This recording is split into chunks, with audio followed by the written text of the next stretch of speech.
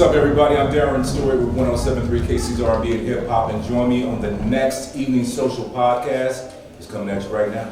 Tonight's episode is brought to you in part by Klub TV and Wilson's Pizza and Grill. This from my pops, California coastlines, living out my real mind. Now it's really showtime. Now it's how I draw a line. From the fake to real, that's how it feels when you multi. But let's not forget all of the giants I want to stunt down. Scared that their positions can't be taken with a new sound.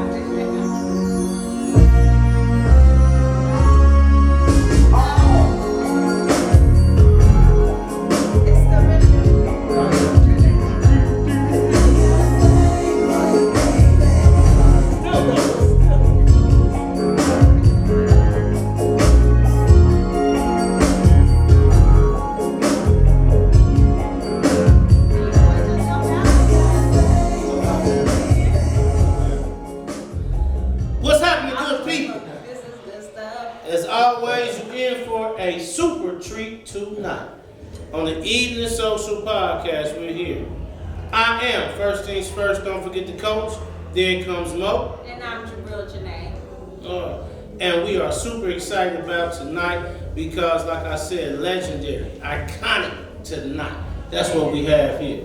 All right. Now, I can't go too much further without saying, I see we took it off of him, but he don't really have his own camera no more. You know what I'm saying? Now we all sharing cameras. You know, I complained enough that the DJ had his own camera. You know, now we sharing cameras. You know, that's how they hate, don't it? You know, there you go. But my DJ better than yours. You know, we got, you know what I'm saying, DJ Ben Rich. You know what I'm saying? I see Keys want to get in the picture, so he keep walking back and forth from the camera and stuff. You know what I'm saying? I see how he in there. That's Coach Q, right? You know what I'm saying? He want to be in. He want to be all up in the video. You know what I'm saying? You know what I'm saying? My man, hey, follow me at Instagram, DJ Ben Rich. You know what I'm saying? I gotta say this. I always say it. You know, any genre of music that you think of, my man can handle it. Anything. He can play the party, rock it. You know, from dog bar mitzvahs to, you know, anything. To the Rocky Mountains. To the Rocky Mountains, baby. Now, I put this pitch out there. If you hire him and he comes to the party and people ain't rocking, I pay for it. It's my DJ. You know what I'm saying? That's my DJ. You know what I'm saying? Hey, I'm telling you, if they ain't rocking, I pay for it. Right? Now, tonight, this one here is a little different. It's different. Because tonight's guest is iconic in our city. He may not think so, but we do. A legend. His story, you know, brings about a lot of knowledge, a lot of ups and downs, but it's a story of what Jenee means. A story of for the community, a person that speaks truth to power, but a person that is for their community in a way that what they do every day lives for building their community. And so we're just excited to be able to share a couch and be at this time with someone who not only is a recording artist, perform national, you know what I'm saying, including, you know what I'm saying, a national recording contract. Has been on numerous television shows from Oprah Winfrey to Arsenio Hall. You know what I'm saying? Arsenio Hall. How many people can you say sitting on the couch next to you that was on the Arsenio Hall show? You feel me? And even much more than that, we're going to get into it. But then, I got to say this, people don't even know this. You know, we're going to talk about this. You know what I'm saying? He was on the platinum. He won a platinum sales award for his work on the motion picture soundtrack with Mo Money. Most people don't know that. Mo Money, you see what I'm saying? That's with the Wayne's boys. My boy Damon and, you know, Marcus Wayne. And they had... That's the living color version. Yeah, and they had... No, this is Mo Money. I'm talking about this when they had, you know, Stacey Dash and that joint he was going through. Oh, Lord, okay. That's what he was saying. You know what I'm saying?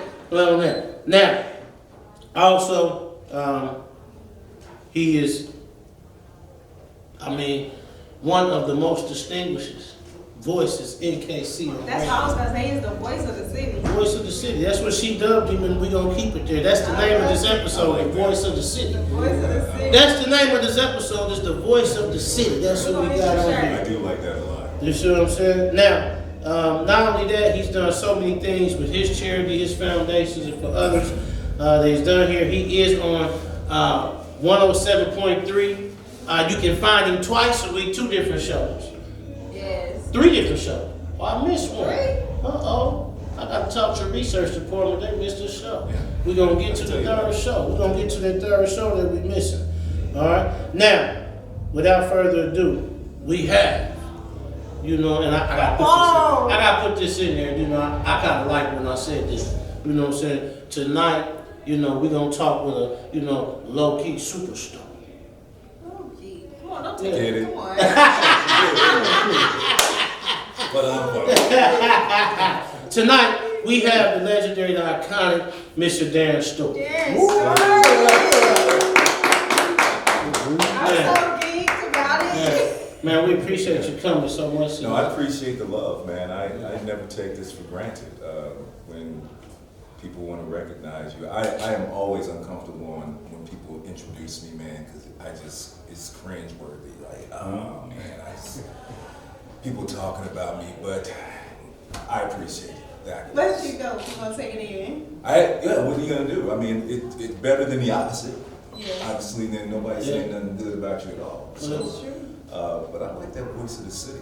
Voice of Listen, if you put it on a t-shirt, you better tell them where it came from. Put it on a t-shirt, I'll tell everybody where it came from. I love that. That might be a little self-indulgent. I should give it to somebody else to wear. Nah, that's for you. You know, voice of the city. We're gonna get one. That might We're stick. gonna get one made for you and give it to you. That's what I've seen a lot of shirts around here, so y'all make shirts. How we doing shirts? You gotta hate it first. Yeah. We gonna get to Thanks for some of having me this on. stuff. I really appreciate it. This is fun. Well, tonight, I know they're gonna say, "Boy, you say this every week," but tonight we are gonna do something totally different. Really? Tonight is just not a regular episode. This is exclusive. Ain't every day you get to sit down with Darron Story, you know what I'm saying, the voice of the city. So what we want to do is be able to talk about a few things, because this platform is not just an opportunity to put in front of our community people who are thriving in a professional manner. That's the number one thing. It's also put in front of our youth and community people who, you know, have had ups and downs and know how to maneuver through that to still be successful and go. Then the other part of it is, and we'll find out a little later, is we give oxygen. You know, we starting out the gate giving oxygen. Oxygen to us, as other people say, give flowers. You know, we're not knocking that. We don't give flowers, we give oxygen. And oxygen is an opportunity to not only big up, give love, but it's also to breathe life into what you're doing. And our way to push you to continue to be great, continue to do that, and know that what you have done is not going to notice. What you continue to do, we love it and we're behind it, and we want to push it to you. So, right now, we want, if you're out here, please go with us and give, you know, Darron, start off with this first round of oxygen. Serve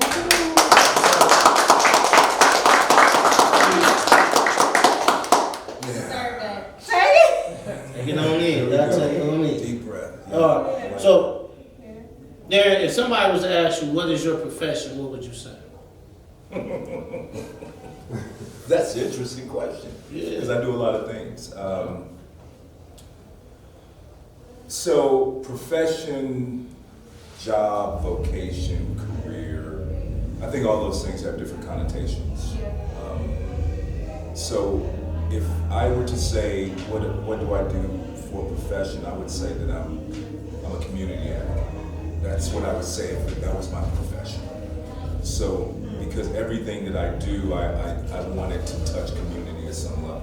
Yeah. Whether I'm making money, whether I'm volunteering, whether I'm just lifting someone up on my radio shows, I always want everything that I do to touch community. So that's what I would probably say that's my profession. Now, what is my job? Well, I'm on the radio with 107.3, but at the same time, I can still be an advocate in that platform as well. So I just try to use whatever platform I'm in, whatever I'm doing to lift up my community. That's what I do. Sure, I'm good. Community activist, I'm good. Yeah. Okay.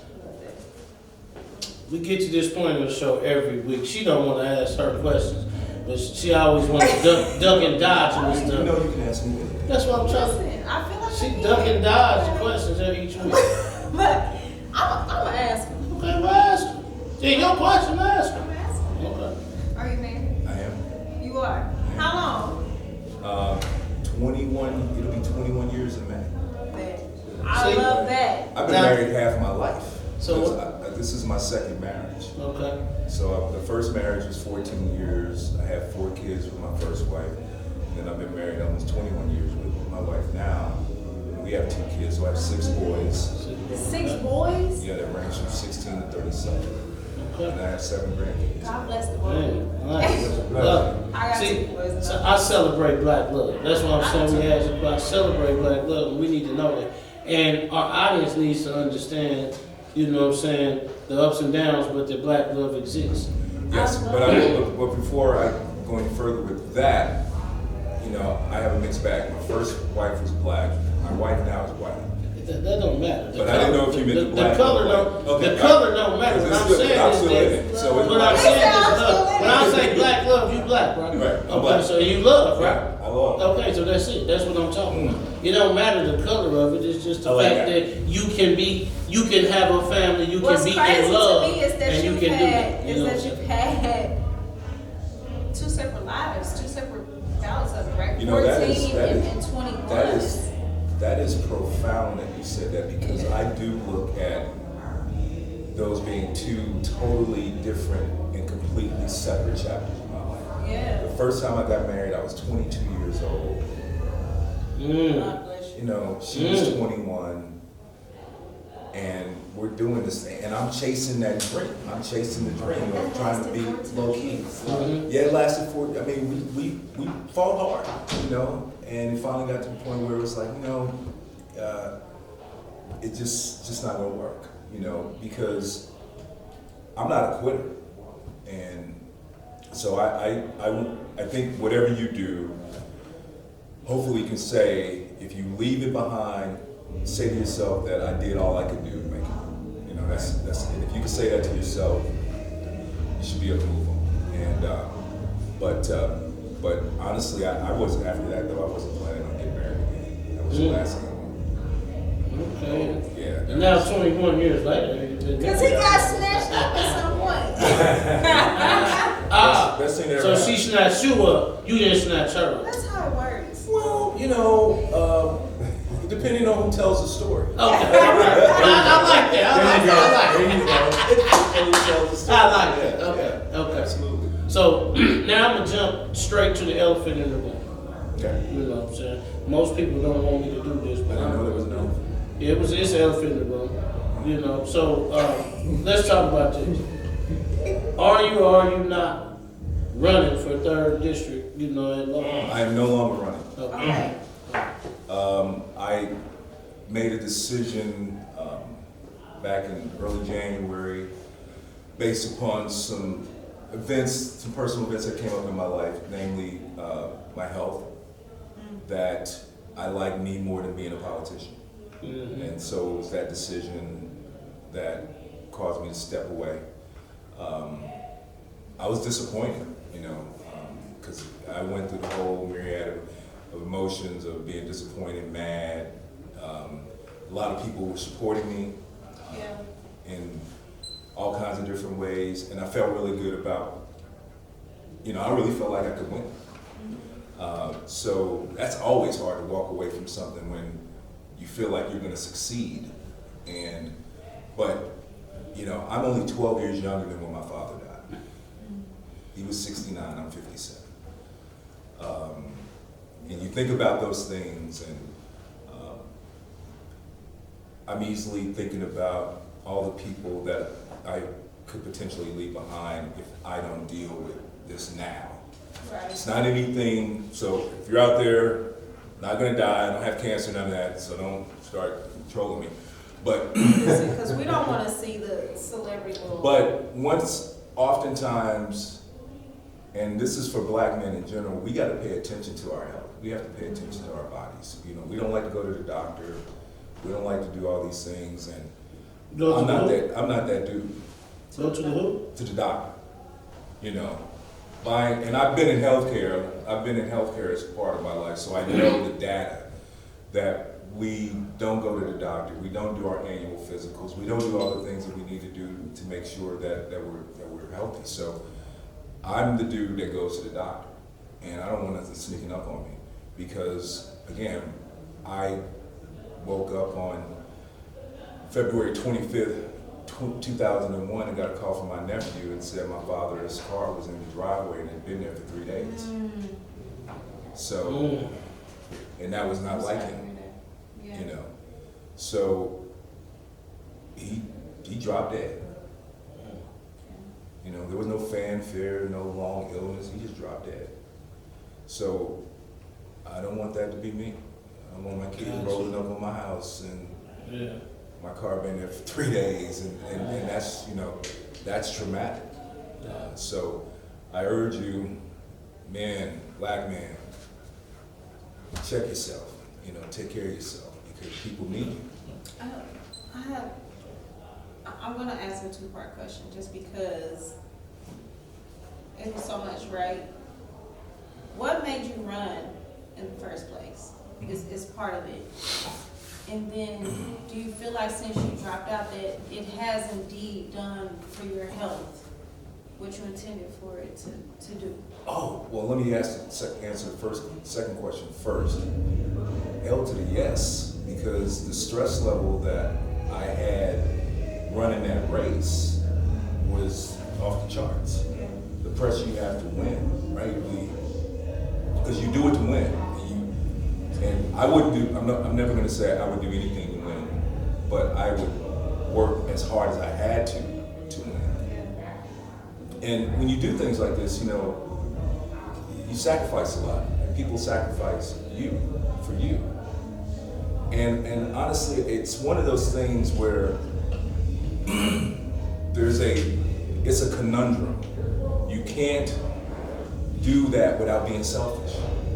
And so you have a family, and your kids, and your wife, and they're just standing back watching you do this stuff, never at home, all this stuff, and they support you all at the same time. And then you look back at that and you say to yourself, man, why am I doing that to them? You know, I mean, they don't deserve that. You know, but you have to have people that do that, because we need people in government to work for us, right? The first question you asked is, why did I want to run? And I know, you know, I first got in the race. It was Brandon Ellington, of course, is the 3rd District City Councilman at large. And we had differences, I felt like. The way Brandon approaches the office, I felt were counterintuitive to getting things done. So I felt like my style, because to me I felt like I had a style where I could bring people together and get them to do things for our community. I believe that you should go to office when you're wanting to do good, ready to say yes, and not just saying no all the time. And that was one of the things that Brandon did, and I just felt like saying no is not a policy platform, you know. And that was frustrating to me. Now, let me say this. Brandon Ellington loves his community. I mean, I voted for him. I moderated a forum that he participated in. And I loved his energy, his passion. So he didn't lack that. But I felt like from a policy standpoint, from a political standpoint, that I could have been a better politician than him. So that's why, but it had nothing to do with him personally, because I know he cares about his people. So that is a beyond reproach as far as how much he cares for this community. So this is gonna be our fun question segment. But we're gonna do it different. This is not gonna be the traditional fun question. We're gonna do it different because we also gotta respect time and make sure you're out of here. And I'm springing this on my co-host. I gotta throw some shots. You know what I'm saying? 'Cause if I don't do this, she'll be curveballing you all night. She'll be throwing curveballs. She do that to y'all night. So I got to switch it up so she don't hit our guests like that. You know what I'm saying? So this is all, make sure that you're comfortable. Okay. So what we're gonna do is, she wanted to play a game with you. She wanted to play a game with you, about, do you know these lyrics or something like that? Yeah. Don't do me. Don't do you? Don't. Come on, man. No, bring it over. Now you don't want to play this. Now you don't want to play. Now you don't want to play. Is it lyrics to our songs or lyrics to other people's songs? So Let's see what he said. This is shot me down. how. He shot me down. Now this is what we went. This is the back and forth. I said, should we go talk? I didn't think he wanted to do it. No, because he shot me down. He said it was whack. That's what he said. He said it was whack. I said it was whack. Okay, first of all, I didn't use that word. And the second of all, what I said was, so are we talking about their songs? Yeah. And she was talking about in general. I said, nah, that's nah. We can do That's their what's songs. whack. Okay. You know what I'm saying? And she like, and they do that. I said, so that's how that came about. And the reason I'm saying, because I don't really want to say what she said, because it was very disrespectful in the car. She do that to me. Yeah, she do. Okay. It's not true. So what I want to do is I just want to name, I want to say some words, any words that go along with some things, and I want to tell you. I want you to tell us first thing. No, I would just tell us the first thing come to your mind when we say this. Okay. Man, let me see what you talk about. Come on. Okay. All right. So here I'm you trying to go. figure out if I should be scared. No, little something. I'm gonna start it off. Little something. Well, that's our song. What comes to mind? What comes to mind about any song from that album is the first thing that comes to mind is that I was not there. You was not there. Wow. The second low-key album, I left. We were in pre-production, and pre-production is we're just starting to write the songs. Like we're in the basement. We're not even at flight time in the studio. We're in the basement over on 56 Terrace. Okay. Just working on stuff. And my wife and I, my first wife at the time and I were on the outs. And I made a decision to leave low key to try to save my marriage. Yeah, so I wasn't on the second record. I wasn't on the second record. Okay. I didn't come back to the group till the year 2000, so that was 1994. So I was away from the group for 6 years. Wow. And so that was one of the hardest decisions I ever made. But if I had to do all over again, I have no regrets. I would have did the same thing.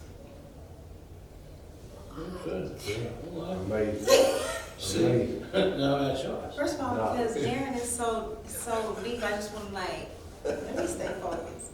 Okay. I knew these type questions would get some stories and some other stuff out. Yeah, that's a good one, man. That's interesting. Yeah. Continue. See, I'm just saying. This is what I'm really saying. This is Follow me, baby. You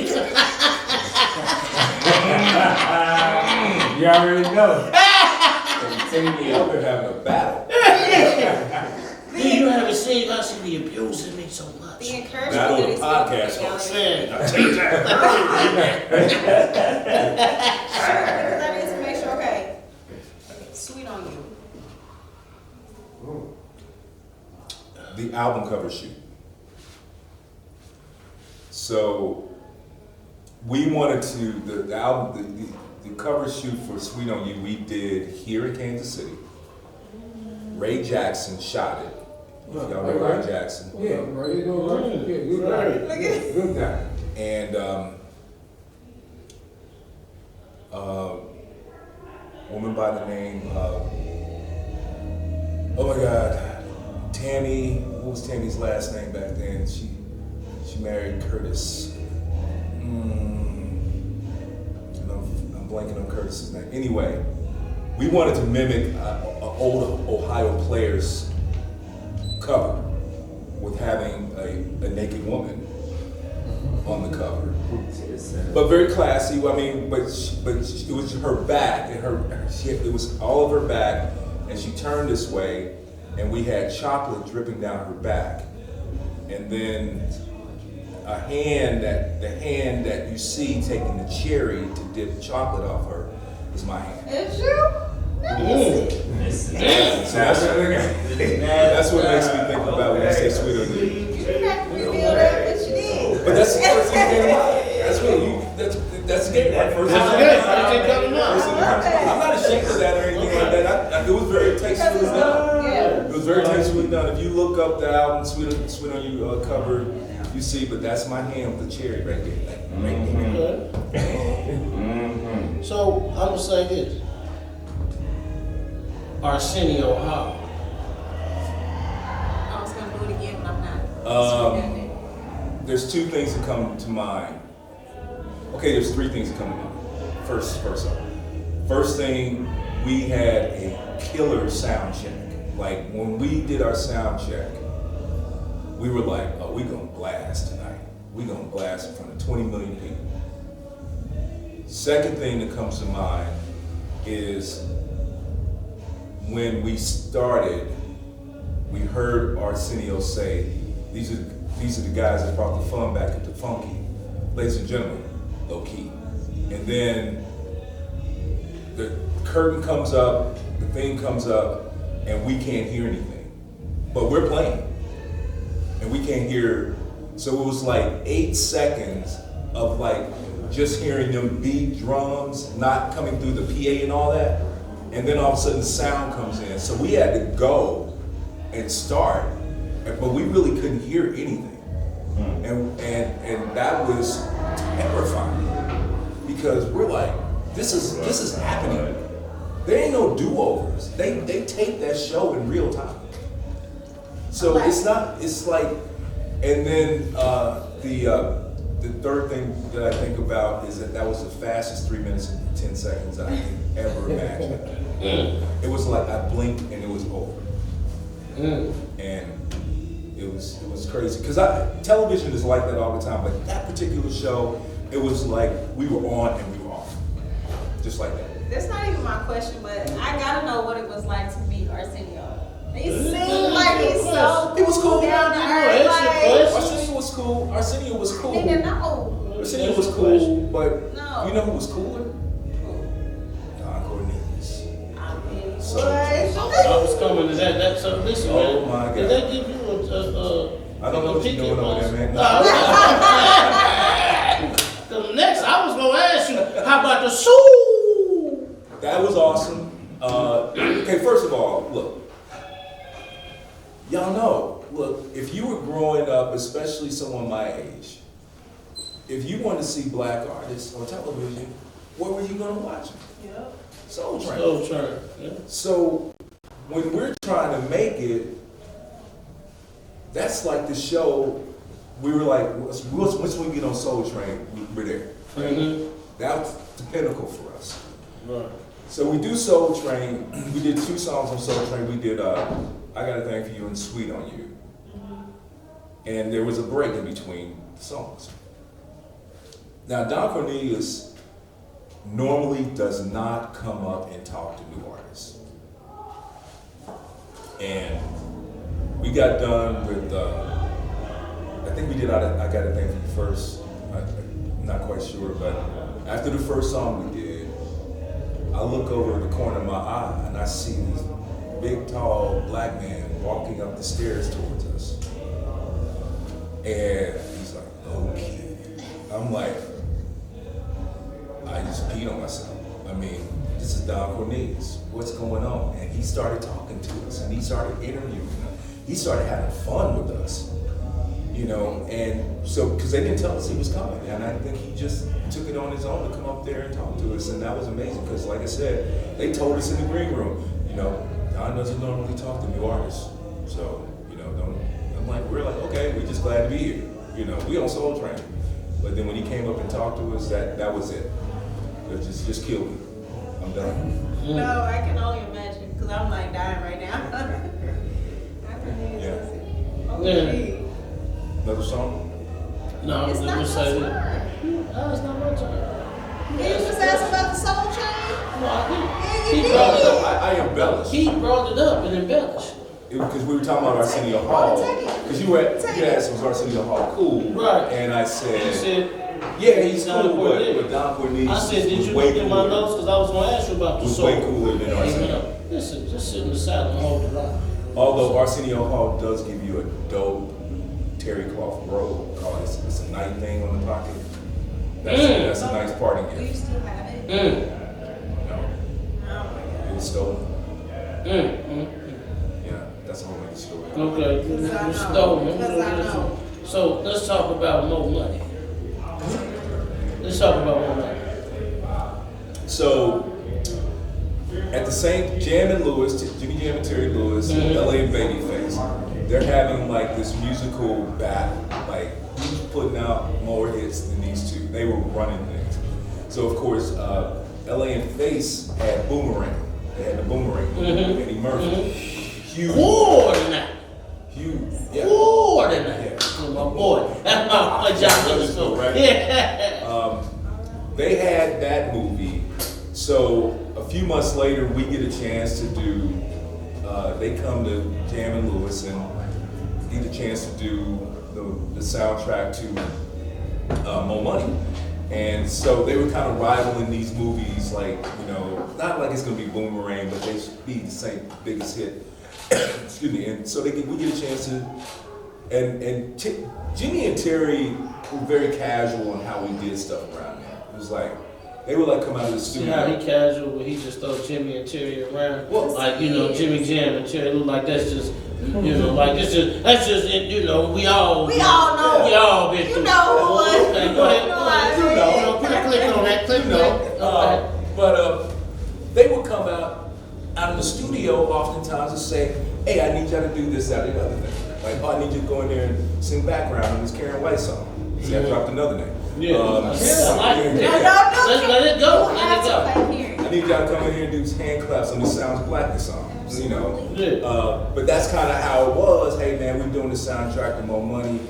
I need y'all to do a couple things. And so mainly me, Prof, and Lance. Lance had this track going, this crazy dope track. And what they do is they give you like some of the script from the movie, like to help inspire you. But Terry wanted us to write a song called "A Job Ain't Nothing But Work." It's like that's a line in the movie, and he like loved that line. Man, a job ain't nothing but work, you know. And so we sit down at the table and we start figuring out. And we heard the track that Lance had did, so we were like, So we were kind of thinking about making this cameo thing, making ends meet all the damn week. A job ain't nothing but work. And that's where it kind of started. So it made it and sold over a million. Yeah, that's it.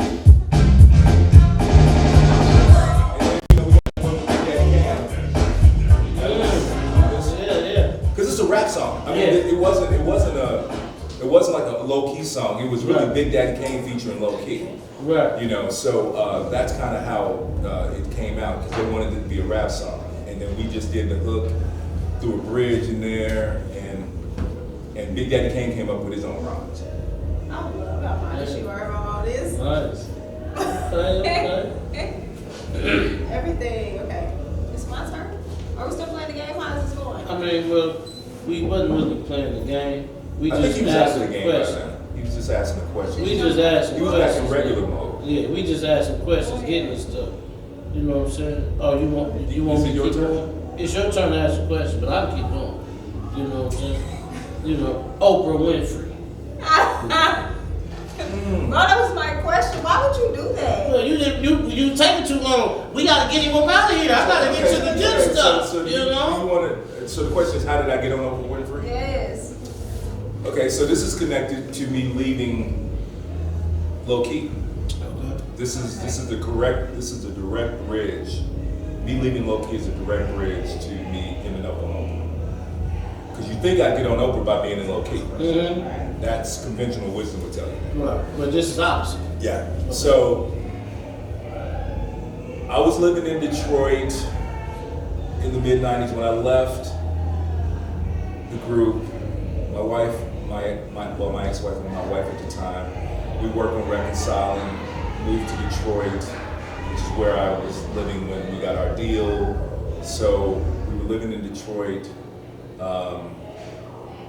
and things just didn't work. You know, she ended up moving back here. Eventually, I came back here, tried again. We were struggling, but I had to eventually get a job, right? So the first job that I got after I left the group is so I literally went from being on Arsenio to working at Office Max, stocking shelves at Office Max.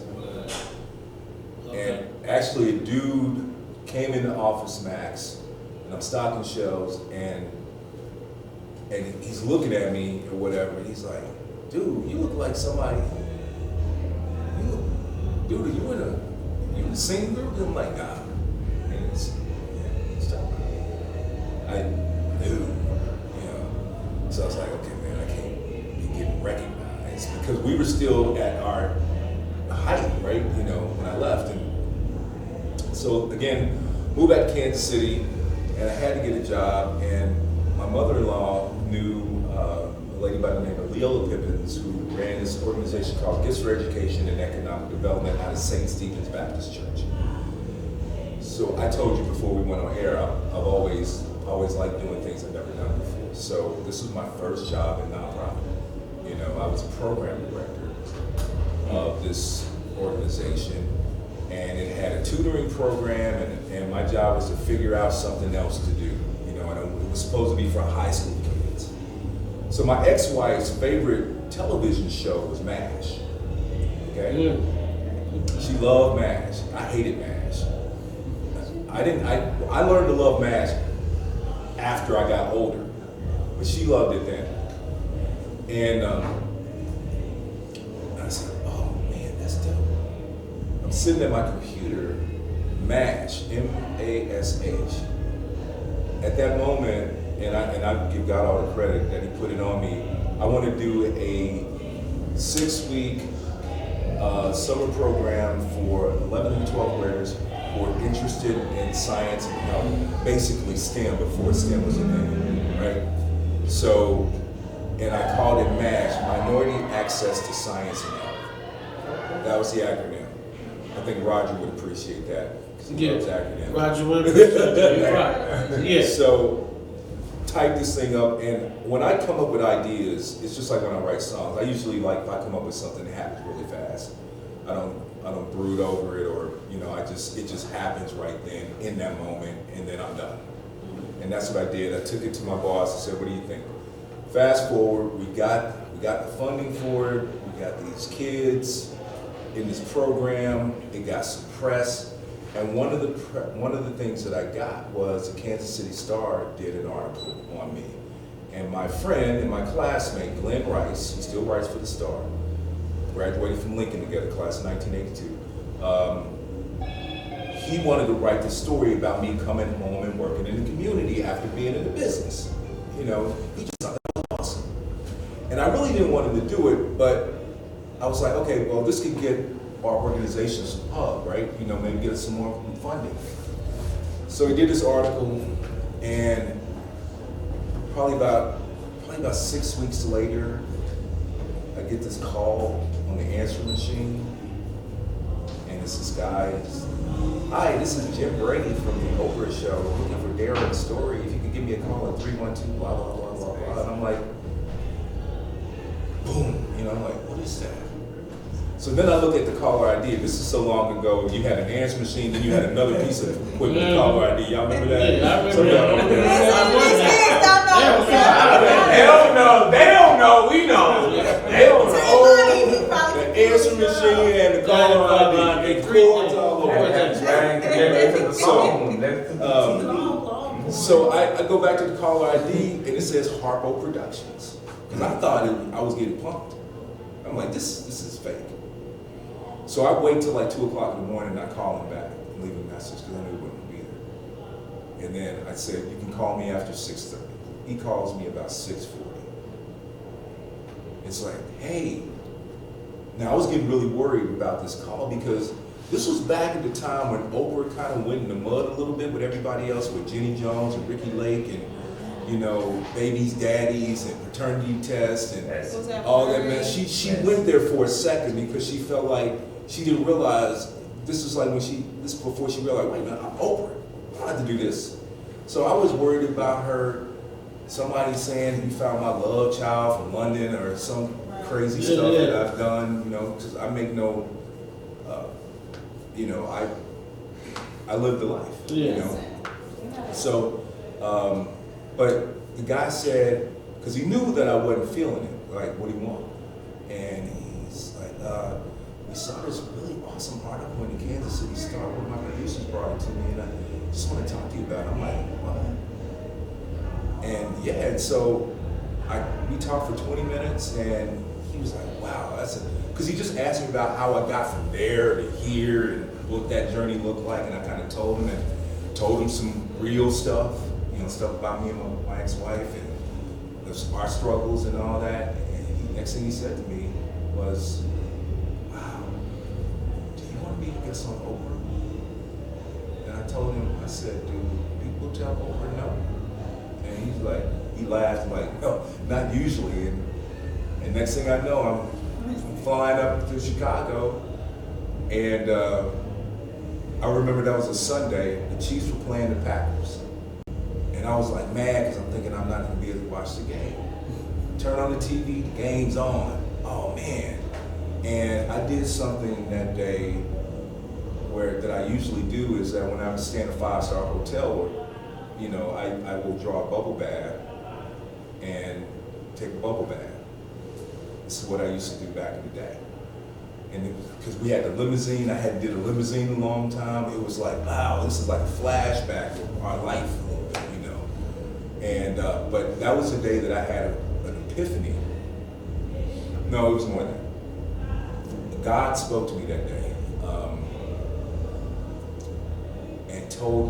and what he said to me in essence was, because remember when I said the guy found me in Office Max and I kind of denied, like kind of like when Peter denied Jesus, right? Mm-hmm. And then I didn't really want Glenn to write this article about me because I didn't want anybody to know that I was home because I felt like a failure.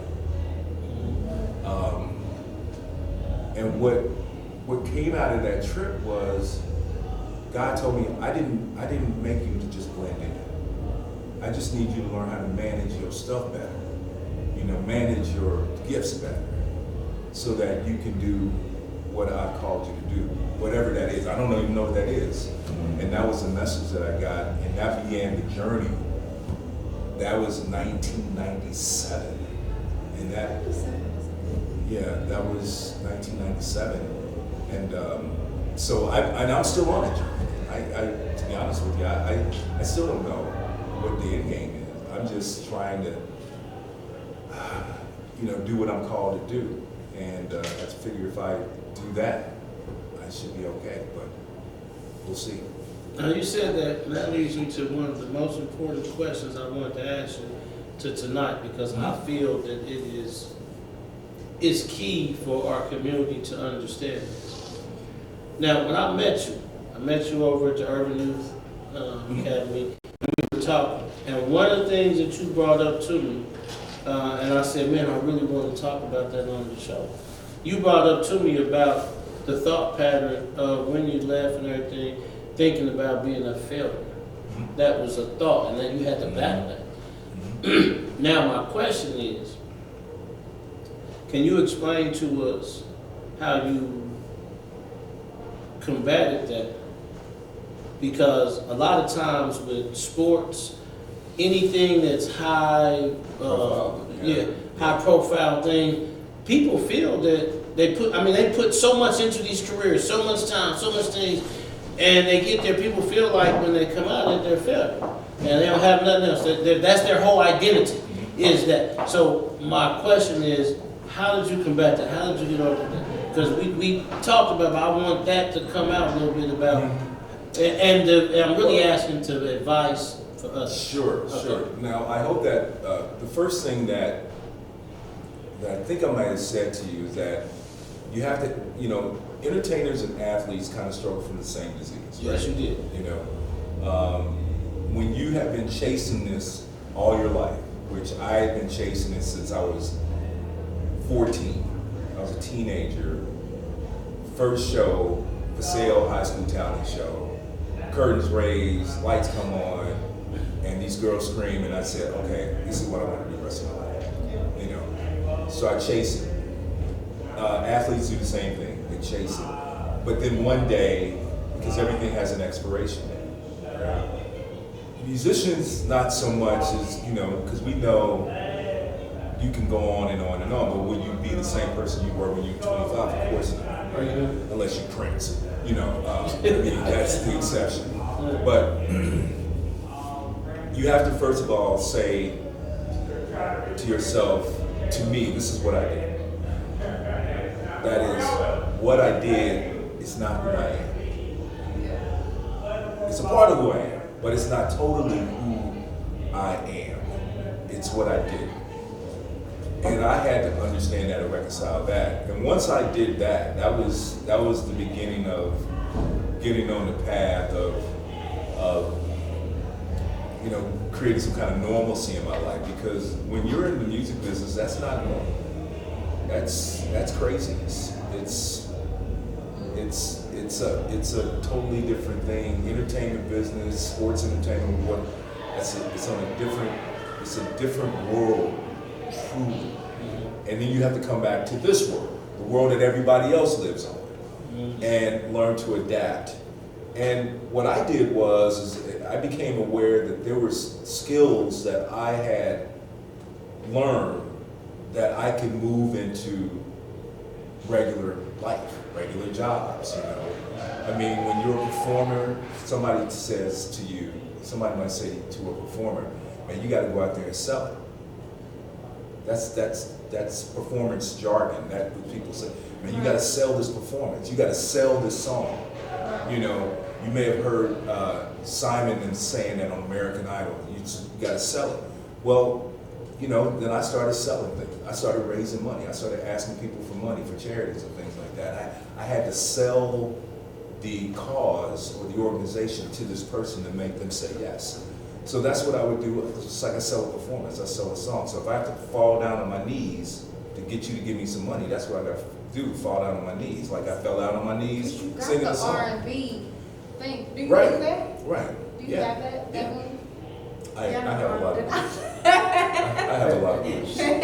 She's auditioning right now. She's auditioning, trying to,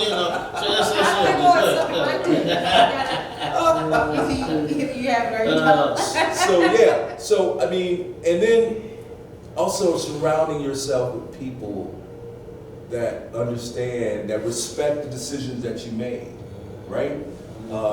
There are probably people that if I told this story to them and I told them, man, you left being in a hip R&B band to try to put your family back together. They'd be like, there'd be some people who squint their eyes at you, because first of all, they're shallow. They probably have no sense of family, loyalty, and they're selfish and probably narcissistic. Correct. So those are the people that would squint if I were to say that. So the people that I know that I've surrounded myself with,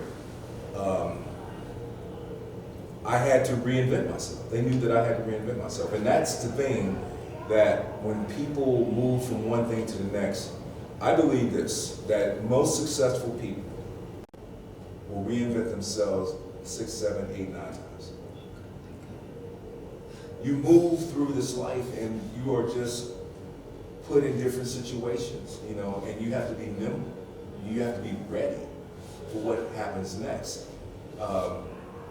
My next challenge is I'm going to be the director of development for the American Jazz Museum here in Kansas City. Congratulations. And so, yeah, thank you. And I've got to raise millions of dollars for this organization. It's my responsibility. This is a tremendous challenge. I'm excited and ready for it. But everything that I've learned up until this point, I will bring that forward to use in this position, because I don't think there's anything you throw away. Good, bad, or different.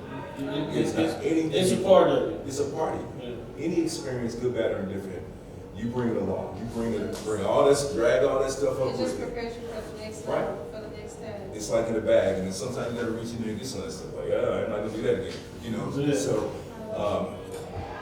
So I mean, failure should not drag it. Listen, if you haven't failed, you haven't done anything. Correct. I mean, you can be in the Hall of Fame playing baseball, hitting the ball 3 out of 10 times. That don't seem like a lot, but Yeah. you hit the ball 3 out of 10 times during your career, You get you're the gonna be in the Hall of Fame. Right. You know, and I played baseball growing up down in where the Urban Baseball Academy is. That's where I spent my summers playing baseball, and baseball is a game of failure. You fail more than you succeed. Right. So those are all the little principles. But if people get mired in failure, just know that it doesn't last for long unless you let it rule you. You know, and that's when you need strong mental fortitude. And if you need to talk to somebody about yourself, find somebody to talk to. I have a therapist. Mental health, y'all, it's real. Let's talk about this, because I got to get this out, because I want to make sure, because I missed one of them. So I know it's After Dark, Darron Story, 107.3. My shows? The shows. I know Sunday, you know, you got that hour, but then you said it's a third one. So what I want to do is, can you look in the camera and tell us where we can find your, 107? Absolutely. Okay, so you can find me on 107.3 After Dark, Monday through Thursday. Actually, I'm not asked Sunday. Sunday through Thursday, 9 to midnight. And then Sunday Inspirations, my gospel show, is 6 a.m. to noon on Sundays. And then I have a community affairs show called Caring for KC that airs on all 7 of our stations. Okay, so it's not just on 107.3. So it airs on 101 to Fox, 95.7 to Vibe, X 105.1, Jack 102, and KCMO AM and FM, and of course 107.3 KC's R&B and hip hop. So, and the community affairs show is like, you guys, I should have you guys on here talking about what y'all do, because that's the kind of stuff I want to talk about on my show. It is really to uplift nonprofits or people that have causes that need some help, and I really encourage, especially smaller nonprofits. I really like to get them on my show. The usual suspects, big agencies. Not that I don't have them on, but I really use it as a way to give people oxygen.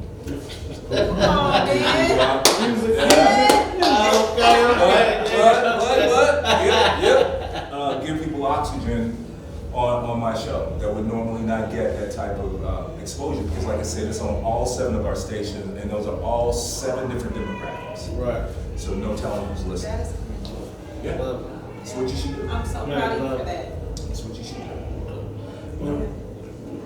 do. whenever that time comes, if it comes, we love to do that. Love to do that. Yeah, absolutely. Now, I know you gotta go. Yep. So I recorded the first hour of my show, so I could be. we appreciate. That's what I'm saying. I was just about to say we know where to go. So now we gotta get you out here. Well, but we got a couple more questions I gotta ask you. Hopefully you can answer them really quickly, and we can get you out here really quick. Yeah, I told you. So I would be remiss if I didn't ask about growing up in Kansas City, roots of here, you know. How has that played into who you are today? Oh man, that's everything. You know, my parents moved here when I was a year old in 1966 from Oklahoma City, Oklahoma. And my father drove here, and quickly, you know, black people are really intuitive. He knew, you know, if there are black people here, there's going to be a black newspaper. You know, so he found the call, and quickly found out that he had very little options for us to choose from when it came to housing as far as geographically. So, because in 1966, I believe we couldn't look for things housing south of 27th Street. I know west of Truce, and then I think at that time it was east of Prospect, because Ben Boulevard was a lot of rich white folks had a big house. The Redwood line. So you quickly find out that most of the black people can't see in this box, you know. But I will tell you, I wouldn't change a thing. When I got to my neighborhood then, and there were within 3 blocks of my house, there were 2 grocery stores, 1 drugstore, barbershop, dry cleaning, doctor's office, candy store, liquor store, of course. But we had everything. And then when I went down on 18th Street, we had clothing stores, shoe stores. That's the neighborhood I grew up in. My mother could literally give me $10, say, boy, go give me a loaf of bread, a gallon of milk, blah, blah, blah, and I would just walk down the street. Oh, don't forget to pick up my prescription from J.D. Johnson. Black-owned drugstore, black-owned grocery stores, black doctors, black dry cleaners. So heartful of you. That was my upbringing. And I blinked, y'all, and it was gone. That's why it's so hurtful to hear, because we have none of that. Mm-hmm. None of that. I had maybe a fraction of it, and my kids have none of it. Yeah, so that commerce, that infrastructure that we had in our neighborhoods that made our neighborhoods great. And the other thing too about our neighborhoods, we have a very diverse neighborhood economically, because since black people had to live together, you had some black folks that had bigger houses than we had. They just lived, you know, their neighborhood was a little bit nice. It was up on West Paseo, right? Mm-hmm. You know, that's where the bougie black people were, you know, up on West Paseo. You know, and so we had a diverse economically neighborhood, socioeconomically, all that. And we were all together, but you know, there was no class warfare between us, but everybody just, this is who we are. Well, everybody, you know, we gotta have doctors, we gotta have lawyers, you know, so guess what? They might have a little nicer place than we do, so what? But we had all those people in our neighborhood. And I long for that. You know, I long to see that happen again in a way that doesn't push people out or gentrify neighborhoods. And you know, and so, but the mistake that black people made is that in our zest to get out, we left it behind, and now people are coming back and coming in behind us and taking it. Because we were sold that bill of goods that we couldn't just stay in our neighborhoods and be great. You cannot start this conversation because it's so much that goes into it. And we just really don't have time to dive into it. But I ride through Wyandotte. Did you get that T-Money? He said, have me back. He said it. Get that, okay. We're going to make sure we look at it. We definitely want you back for a part 2. This was fun. We definitely want you back for part 2 because there's so much more we can ask you and we want to ask you. And we appreciate your time. You know what I'm saying? Was there one more question? Yes, this is the last question that I want to ask.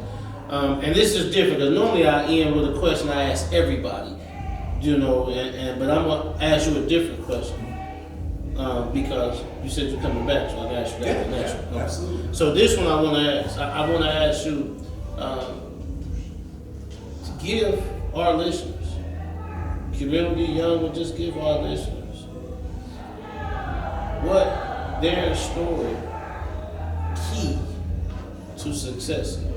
And what I mean by that is, when we look at you, you have been many different levels of success, but you are still relevant and you are still successful. Success comes in many different forms. It's not just one form of success. Success is different. So what I'm asking is because you have been on those levels of success. You've been on the spectrum. Give our community, our people, the key to success. Darron Story's key to success. And I'm saying, like, for this young guy that's in school trying to figure out what he's gonna become, to this parent that's trying to figure out how do I feed, what do I, all these things. What's that key you will get?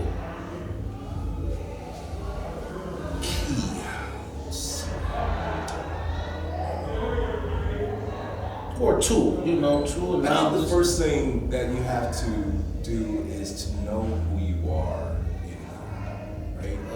Yes.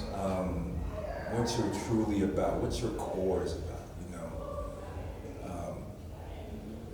Because I think that whenever you're trying to be successful, even if you're trying to do something for community and you want to help and all that stuff, you know, sometimes people's motives are not pure. Mm-hmm. People trying to elevate themselves by trying to help other people. And you know, and that goes into the nonprofit industrial complex that makes billions of dollars and really aren't truly working on eradicating the problems. Because every nonprofit organization or every cause should have a sign at their door, or when they sit down and start working, the first thing that they should say to each other, if they're sitting around, say it's a Monday morning meeting, everybody's around the conference table. Whoever's at the head of that table should be saying, how do we put ourselves out of business now? How do we not have to do this work? How do we not have to have a mentoring program for boys and girls? How do we not have to have a crime prevention program? How do we not have to have an organization that's feeding the hungry? How do we put ourselves out of business? And I think if most people had that attitude, we get a lot more done because people would be focusing on eradicating the problem instead of just continuing to feed the beast. Mm-hmm. And that's why I think, you know, motives. Why do you still want to exist? Nonprofit organizations, they should be working to not exist. You know, but it seems like they work to exist every day ad nauseum. To getting back to your regular question, like, know who you are inside of here. And second thing is just don't quit. And third thing is evolve. You cannot be the same person you were. You know, know who you are inside, your core. You know, don't quit and evolve. I love that. Okay. I had to evolve. You know, low-key is an amazing experience that I will never forget. And there's so much that I got from it, you know. But I'm not walking around with a billboard with a sandwich sign on myself saying, I'm Darron Story, I got number one hit, I'm in low-key. Right. You know, but there's some people that will lean into that because I'm bigger than that, you know. Yeah. And as quiet as it's kept, you know, I always wanted to be in the business, you know. I mean, I got Tech Nine his first record deal. I managed Tech Nine. I don't like to say I discovered him, but I saw him in this club and I was like, dude, you're incredible. But I always wanted to be on the business end, so I was like, hey, let's make a few albums and I'm out. I'm gonna manage groups and make money that way. But I do love performing. there's nothing like a crowd, singing your song back at you. So I probably could never totally give that up. But, I've had to again reinvent myself and have a lot of iterations of myself. And I'm still constantly changing. I just went through 2 years of online school to become a commissioned ruling elder in the Presbyterian Church. That's like a lay master. And I've been going around for the last year and a half preaching to rural churches about stuff that happens in our cities. Rural white people, challenging them on the things that, whatever's up here, and finding out that these people are ready to hear it, believe it or not. That blew my mind. It's blowing mine too, right? That blew my mind, yeah. But see, we can't, we have to be careful because we don't want people doing that to us, right? Yeah, so we have to be measured. We have to be on balance when it comes to that stuff. So I'm moving through life like it truly is like God is taking me into places that I thought I would never be, put me in front of people I thought I'd never be in front of, had me talking about things I never, going back from singing I Got a Thing for You, ripping off my shirt and jumping into a crowd of girls to, giving keynotes, speeches and all that. Yeah. I mean, you could have told me that when I was looking at pictures yesterday of my 27th birthday party, and everybody was in my house, and everybody had red cups. That's a problem. We was kicking it. My 27th birthday, 30 years. That was 30 years ago. And in many ways, I'm that same dude, but much more refined. Evolved. Much more evolved. Because I still have the same energy. Right. My energy is the same as it was back then, but I've evolved. I love it. Darren, we appreciate you, man, for coming by Appreciate you, here. man. Thanks for having me. I'm honored. No, it's an honor for us to have you here. One more time, please give us a round of oxygen.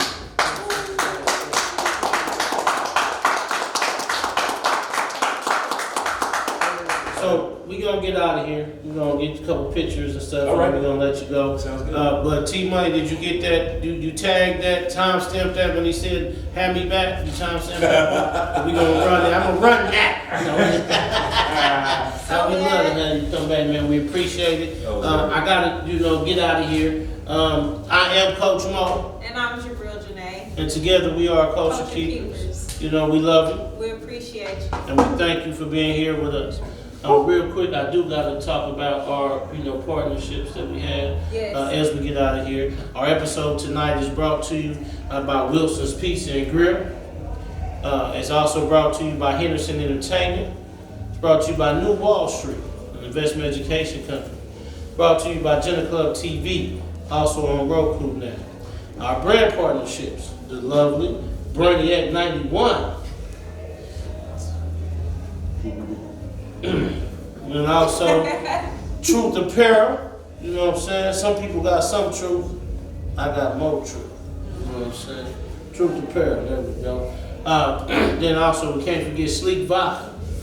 Can't forget Confidence 71. Can't forget Wavy by PLG.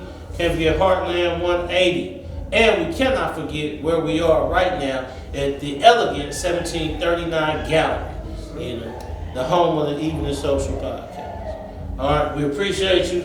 You know what I'm saying? Hey, cannot forget our DJ Ben Rich, and we out. This episode was brought to you in part by Wilson's Pizza and Grill and Jegna Klub TV. Our Facebook Live broadcast was brought to you in part by New Wall Street. Our musical guests are brought to you in part by Henderson Entertainment. Our live audience giveaways are brought to you in part by The Royals. Our venue partner is the elegant 1739 Gallery. Our clothing partners are Truth, The Reason, and Brainiac 91. Our beverage partners are Drip Ultra Pure Water and Sweeties Teas.